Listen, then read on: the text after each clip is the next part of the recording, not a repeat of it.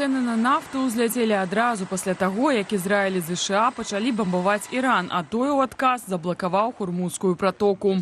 На максімуме барэль нафты Брент дасягаў $118, але ўжо ўчора яна гандлявалася блізу 100. Нейкі намёк на замірэнне, цэны ідуць уніз, нейкая пагроза эскалацыі ляцяць угару. Разам з нафтою ў свеце падаражэў бензін. Эканамічны аглядальнік, аўтар праграмы «Оптимум» на канале «Беларусы і рынок» Андрэй Махоўскі лічыць, што дзякуючы крамлёўскай ільгоце паліва ў нашай краіне не мела даражэць. Маўляў, улады павысілі цэны на бензін, каб кампенсаваць страты Белнафтахіму. Услед за бензінам мусяць падаражэць і іншыя тавары, пры вытворчасці якіх выкарыстоўваюць нафту. Напрыклад, гумовыя пальчаткі і прэзерватывы, лекі, медычныя прыборы, касметыка з бытавой хіміяй, будаўнічыя матэрыялы, тавары з пластыку і іншыя. Паводле Андрэя Махоўскага, з якім паразмаўлялі нашыя калегі з сайту belsat.eu, беларуская эканоміка не зможа стрымаць росту цэнаў на ўсе імпартныя тавары, нават пры дапамозе дзяржаўнага рэгулявання. Пры гэтым эксперт дадае, што калі канфлікт паміж ЗША і Ізраілем і Іранам скончыцца цягам месяца-двух, то беларусы могуць і не заўважыць павышэння цэнаў. А калі працягнецца, то падаражэнне будзе вельмі адчувальным. У нашай студыі з'явілася Аліса Рыжыченка, прадстаўніца ў эканоміцы і фінансах аб'яднанага пераходнага кабінету. Добрый вечар, Аліса. Добрый вечар. Знайшлі час зайсці да нас у студыю. Ну, сапраўды, нафтапрадукты, можна сказаць, выкарыстоўваюцца шмат у якіх галінах, але вот для беларусаў што ў першую чаргу можа падаражэць, на ваш погляд? Ну, у першую чаргу мы ўжо пабачылі рост коштаў на паліва, але таксама кошты растуць на ўсе імпартныя тавары і ў тым ліку на харчовыя тавары. Таму што армудскі пратокай гэта шлях, адкуль ідзе таксама каля 30% міравых паставак угнаенняў. А гэта паўплывае таксама на харчовыя тавары і на іх кошты. Але насамрэч энергетычны крызіс – гэта крызіс, які мае наступства на ўсе тавары, у якіх у сабекошты укладаецца лагістыка. А гэта практычна ўсе тавары, таму што калі скончыцца даже гэты канфлікт у Армудскім праліве, на Бліжнім сходзе, ўсё роўна гэтай павышаныя страхоўкі для гэтых грузаў, для гэтай лагістыкі, яны застануцца, таму што ўжо ёсць прэцэдэнт. І таму гэта будзе паўплываць на рост коштаў ва ўсім свеце і таксама ў Беларусі. З іншага боку кажуць пра тое, што беларусы закупаюць нафту ад Расіі па нармальным такім кошце, і калі, напрыклад, шэраг авіякампаніяў вырашаюць ужо і папярэджваюць пра падвышэнне коштаў на перавозкі альбо пра адмену шэрагу рэйсаў гэтым летам, то ў Белавіі не мусіць быць такіх праблемаў. Так, усё верна. Беларусь покупае нафту танней, чым па міравых коштах. Перш за ўсё гэта таму, што гэта расійская нафта, яна каштуе танней, але па-іншае другі фактар гэта тое, што Беларусь атрымлівае зніжку ад Расіі, мы не ведаем якую, але так, ён закупае расійскую нафту танней, але потым прадае тое, што ён перапрацоўвае, прадае нафтапрадукты па міравых коштах. Таму тут для яго гэта выгодна. Плюс гэта датычыцца таксама тое, што былі знятыя санкцыі, не знятыя санкцыі, а ўведзены 20-й пакет санкцый, і праз Беларусь сённяшняга дня пампуецца таксама нафта праз дружбу, і гэта даст дастаткова бюджэту гэтыя транспартныя плацяжы і мытныя плацяжы таксама. То бок это будзе паступленне ў бюджэт беларускі? Так, гэта транзіт і дадаткова за мэту. Вы калі ўжо загаварылі пра гэтыя санкцыі, сёння сапраўды быў прыняты, сказалі бы, так, прыняты. Ён быў ужо прыняты напрыканцы мінулага года, і мы размаўлялі, напэўна, нават з вамі, мы размаўлялі пра тое, што ў гэтым пакеце санкцый, бо ён не толькі датычна Расіі, але і Беларусі, і я вось тут паглядзеў, там шмат пунктаў. Ну, па-першае, перадусім, упершыню турыстычная сфера беларуская трапіла пад санкцыі, цяпер нельга будзе нават рэкламаваць турызм, паездкі ў Беларусі ў Еўропе. Ну і на маю думку, што самае істотнае, ЕЗ таксама прапануе дадатковыя забароны на імпарт тавараў з Беларусі, у тым ліку дадатковых відаў сыравіны, карысных выкапняў металу, хімічных рэчываў, гумовых вырабаў, дублёных шкураў. Я, наколькі разумею, у нас захаваўся на такім нармалёвым узроўні гандаль з еўразвязам, і мы ведаем, што прэм'ер Турчыны акурат прасіў беларускія прадпрыемствы не кідаць Еўропу, заставацца на тых рынках, але тут маем забарону на імпарт гэтых сыравінных прадуктаў. Я так разумею, мы гэта прадаем, як правіла, у Польшчу, так, ці там у Еўропу. Далей, вось што мы тут не далічымся у бюджэце? Ну, насамрэч, 20-й пакет санкцый, ён толькі на першы погляд выглядае моцным, таму што туда ўваходзяць таксама нафтаперапрацоўчыя прадпрыемствы Расіі і толькі небольшая колькасць беларускіх прадпрыемстваў. Але там так званыя дзіркі ёсць, таму што не ўведзены санкцыі у дачыненні транспартыроўкі расійскай нафты. Гэта самае галоўнае, чтобы гэта магло препятствовать таму, перашкаджаць таму, каб Расія атрымлівала больш грошай у бюджэт.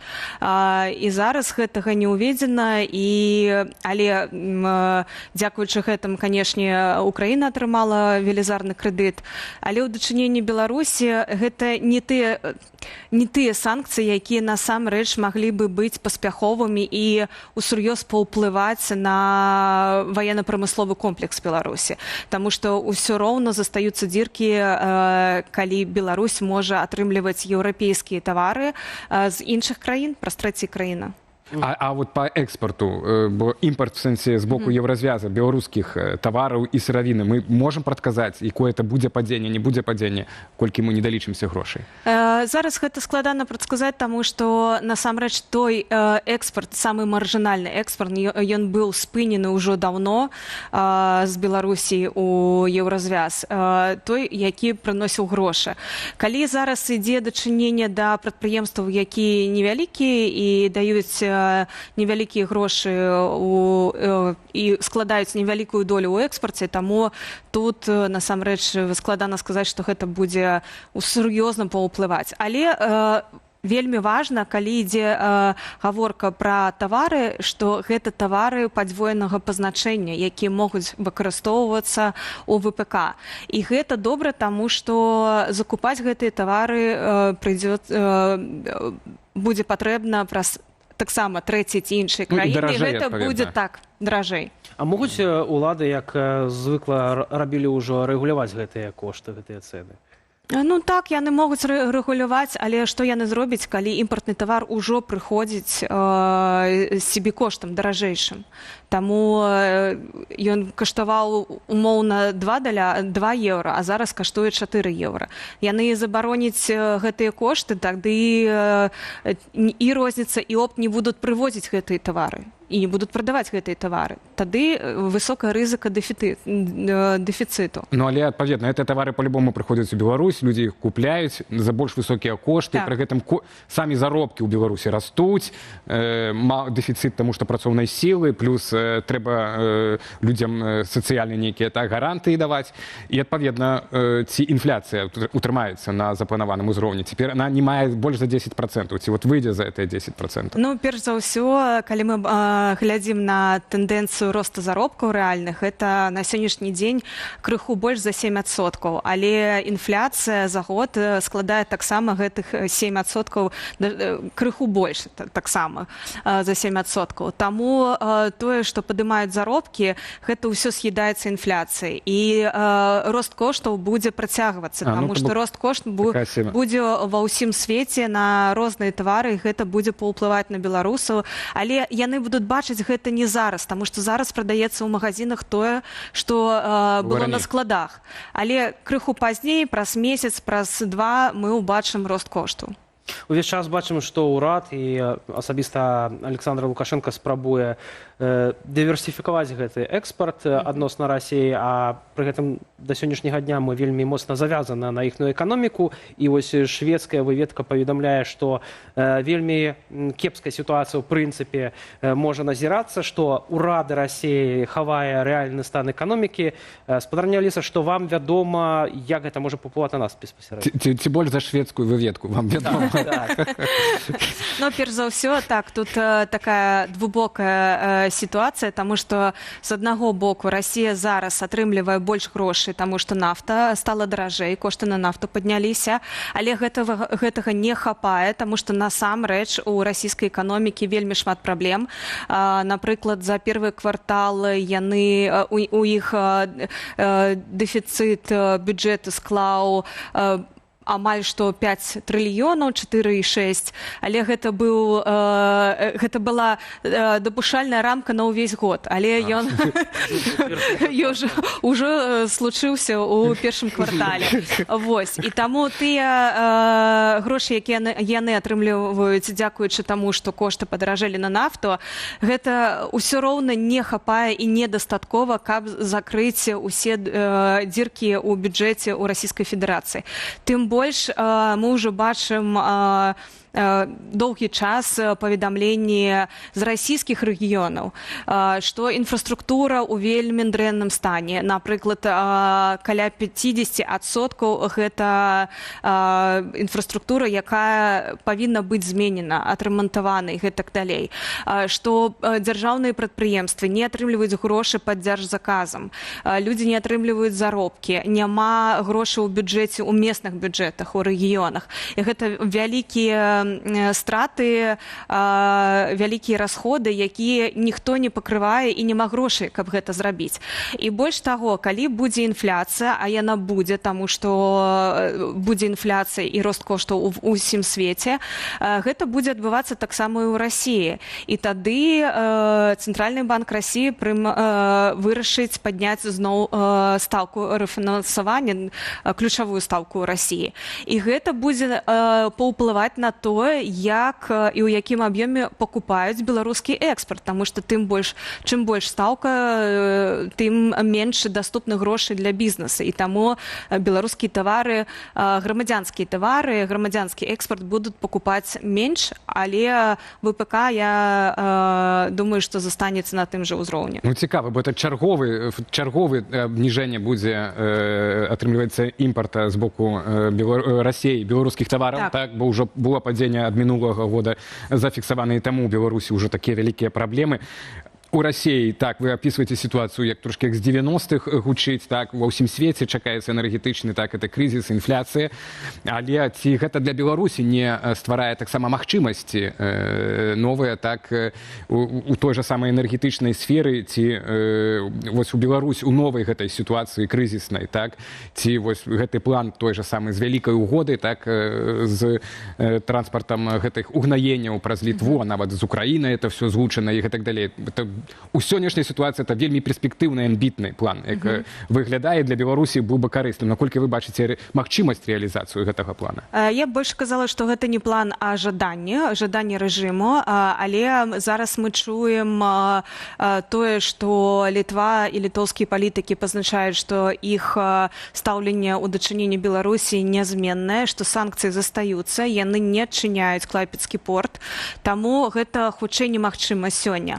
Што датычыцца нафты і транспартыроўкі нафты праз Беларусь, тут іншае пытанне, таму што краіны еўразвяза вельмі залежаць ад нафты і газу.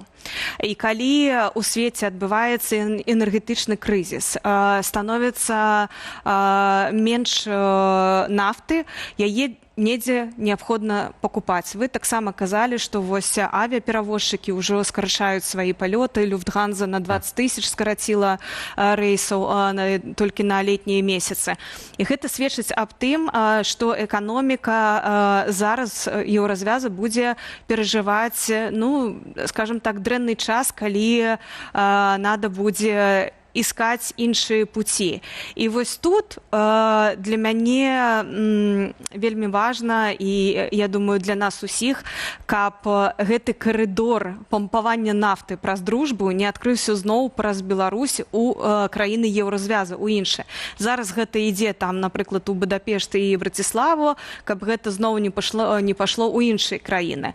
Тады рэжым будзе атрымліваць грошы не толькі за транзіт, за мытныя зборы, але гэта дадаст яму таксама валютнай выручкі, якую ён, на жаль, не будзе выкарыстоўваць дзеля беларусаў на сацыяльную палітыку, напрыклад. Ён, хутчэй за ўсё, будзе набіваць свае кішэні ці інвеставаць гэта ў ВПК. Наконт валюты, раз вы ўжо сказалі, Нацыянальны банк Беларусі яшчэ крышку раней, чым сёння, аднак ад сёння гэта дзейнічае распараджэнне аб забароне пазычаць не сваякам валюту, так? Ну, скажем, там, калі ты пішаш, што ты пазычыў камусьці распіску, што ў эквіваленце, напрыклад, столькі-то ў далярах альбо там у еўра, гэта агульная такая палітыка дэдалярызацыі ці навошта гэта скіравана? Я больш назвала гэта дэвалютызацыя, таму што гэта накіравана не толькі на даляры. Так, гэта маленькі крок той сістэмы, якая плануе зрабіць так, каб людзі наогул не выкарыстоўвалі даляры ці еўра ці нешта яшчэ. Таму што зараз так мы бачым, што курс даляра зніжаецца, ад гэтага умацоўваецца беларускі рубль, расійскі рубль таксама. Але гэтыя тэндэнцыі могуць змяніцца адначасова, таму што калі будуць расці кошты ва ўсім свеце і будзе павышацца інфляцыя, ФРС прымае рашэнне тады падымаць стаўкі. І калі падымаюцца стаўкі ў ЗША, тады умацоўваецца долар. І калі ён умацоўваецца, тады гэта паўплывае таксама і на яго курс унутры Расіі, унутры Беларусі і гэтак далей. Таму калі у нас таксама будзе яшчэ менш попыт на даляры унутры краіны, гэта, так сказаць, нейкая падушка бяспекі, што ли, для сістэмы. Але галоўнае тут, што беларусы гэта робяць, зніжаюць попыт на даляры, больш прадаюць, чым пакупаюць, не таму, што гэта нейкая тэндэнцыя саміх беларусаў, а таму, што яны бачаць гэтую дынаміку курса, да, што ён зніжаецца. Але наогул давер сістэмы да сістэмы дзяржаўнай, гэтага давера няма. І як толькі будзе больш стабільная сітуацыя, больш крыху панятна, што тэндэнцыя змяняецца на рост даляра, беларусы зноў вярнуцца ў абменнікі і будуць покупать даляры. Ну, вось раз уже про беларусаў, так, про такую побытавую эканоміку, вось у гэтыя крызісныя часы, мы то уже привыкли, у нас кризис в кризис выходить, да, кризис за кризисом, так, но вось теперь это энергетычны глобальный кризис, который, як вы кажаце, цягам месяца-двух уже стане адчувальнымі ў крамах і ў гаманцах беларусаў, то што лепш у тыя гаманцы класці, якую валюту ці золата, вот на што арыентавацца, во што інвеставаць, як вот эканамічныя паводзіны на гэты крызісны час? Ну, перш за ўсё, долар і еўра, валюта, насамрэч, не з'яўляецца інструментам інвестыцый. Гэта можна збярэч свае грошы, але не інвеставаць. Інструментаў інвеставання, насамрэч, для беларусаў не шмат, практычна няма.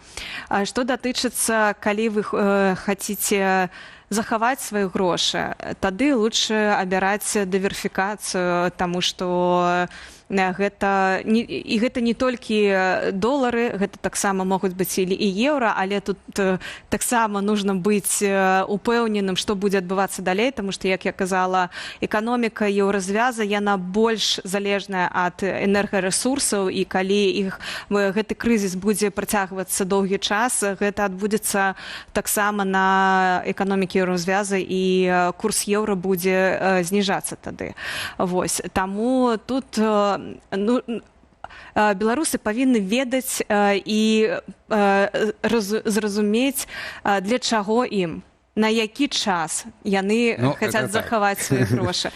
То бок, калі зарабляць на гэтым, то гэта не гэты інструмент. Калі наўпрост захаваць, то не ведаю, на які час, таму што можа адбывацца зусім розныя падзеі, і гэта будзе паўплываць на курсы долара і еўра і іншай валюты іностраннай.